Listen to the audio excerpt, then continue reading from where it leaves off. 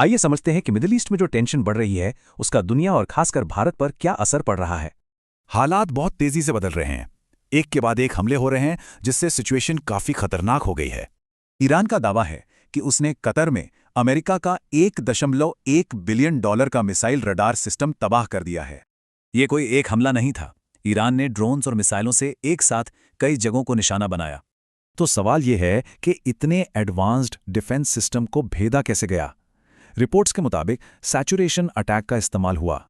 इसी बीच एक और डराने वाली खबर आई। ईरान में भूकंप आया या फिर ये एक सीक्रेट न्यूक्लियर टेस्ट था।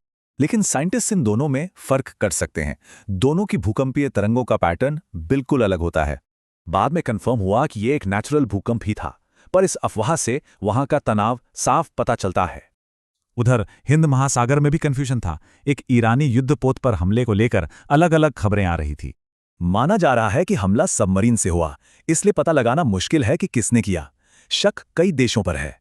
और फिर शुरू हुआ इंफॉर्मेशन वॉर। दोनों तरफ से मारे गए सैनिकों के आंकड़ों में जमीन आसमान का फर्क है। अब सबसे बड़ा सवाल, इस पूरे मामले का भारत पर क्या असर होगा। देखिए, खाड़ी देशों में करीब 88 लाख भारतीय रहते और काम करते हैं। ये एक बहुत बड़ी मानवीय चिंता है। तो असली खतरा तेल का नहीं, बल्कि इन लोगों की सुरक्षा और इससे होने वाले आर्थिक नुकसान का है। अच्छी बात यह है कि भारत की फ्यूल सप्लाई फिलहाल सिक्योर है। सरकार ने इसके लिए पहले से ही कई कदम उठाए हैं। मतलब तेल की सप्लाई तो मैनेज हो जाएगी, पर क्या वहां मौजूद भारतीय सुरक्षित हैं? ये सबसे बड़ा सवाल है।